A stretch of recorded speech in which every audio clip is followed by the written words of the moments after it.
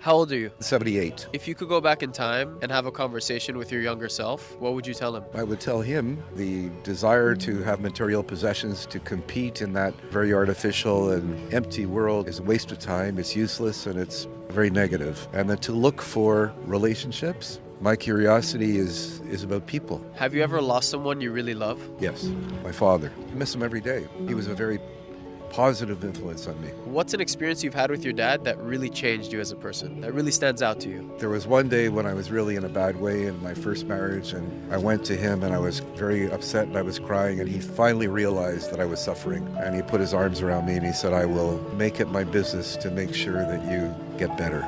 And that was a significant moment in my life. What is something you really wanted to say to your father that you never got a chance to tell him? How much I think I have become more like you, Dad, than either I or you could ever have imagined.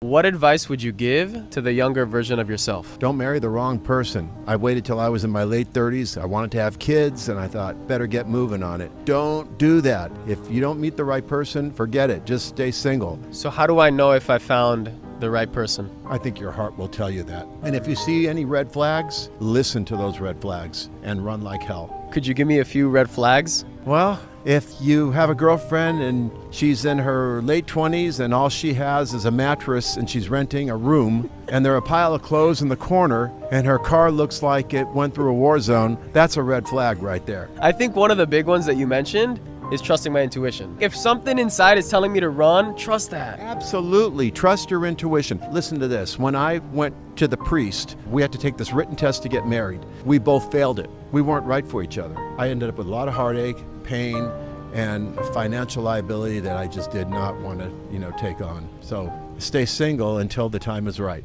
How old are you? 74. What is a big mistake you've made that you learned a valuable lesson from?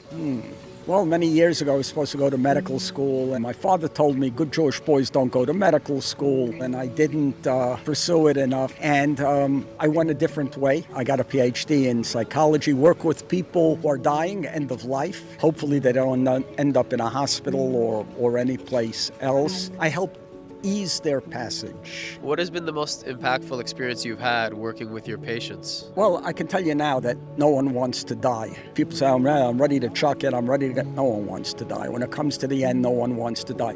But I think that I've learned so much from my patients. They come from various different areas of life. Some are Jewish, some are black, some were different educations, different background. The Holocaust survivors. I took care of a fellow who was a speechwriter for Martin Luther King. From each one of these people, I've learned a tremendous amount. How old are you? 64. In your 64 years of life so far, is there anything that you regret? Not forgiving people that really cared in my life. Like who? My mother, for a lot of years. Now that she's gone, I really a little disappointed that didn't resolve things earlier. That'd probably be my biggest regret. What happened that you didn't resolve with her? Well, they got a divorce, so it was a big deal to me. I thought it would never happen, and so I had to blame somebody. I blamed her. Should have never done that. And what did that cost you in your relationship with her? 7 or 8 years without having her in my life. What is something you really wanted to say to your mom that you never got a chance to tell her? Tell her I miss her. I just lost her like a year and a half ago, so it's a big deal to me. What do you miss the most about her? Just her presence, her voice, her ability to make everyone feel warm and loved. How old are you? I'm 75 years old. What is something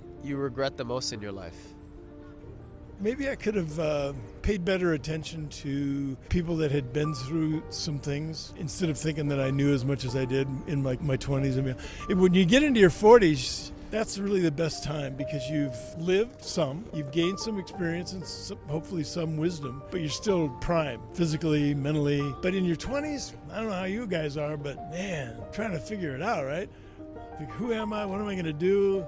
And it's okay, but do what you like and do what you're good at. Why is it so important to do what you like and do what you're good at? Because it won't be work. You don't want to be in a job where you're going, oh God, I can't wait till the weekend. And that's when I'll have fun. No, you want to be able to live every day that way. You don't know how many days you have, no matter how old you are. You're in the explosion of technology with AI and everything else that's going on, and who knows what's going to happen. But 50 years from now, I mean, we'll be looking back and saying, wow, look at those people with their little cell phones. Isn't that cute? How old are you? Almost 80. What is something you thought was really important when you were younger, but as you got older, you realized it wasn't that important? I would say STUFF, stuff. things that people accumulate over their lifetime, and they get it, they use it for a short time or whatever, and then put it aside. The best thing I ever got from a present, I think, was a broom. Why is that? Because it always worked. It never gave me any trouble. It was a great gift. In your 80 years of life so far, is there anything that you regret? I should have bought more real estate as a younger person. Real estate has and does always go up.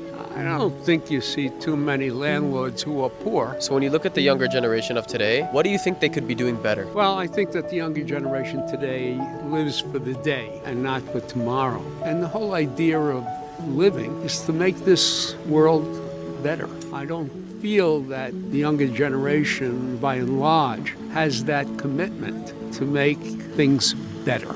How old are you? 71. How does it feel to be 71? Inside, I feel exactly the same way I did when I was 21. I have a hard time accepting that I'm older than that because you look forward and it is not infinite like it is when you're young. What is something you thought was really important when you were younger, but as you got older, you realized it wasn't that important? When I was younger, I thought knowing who I was and what I was going to do was really important. And now I realize that was not very important. So what is important in life? My mother actually passed away today.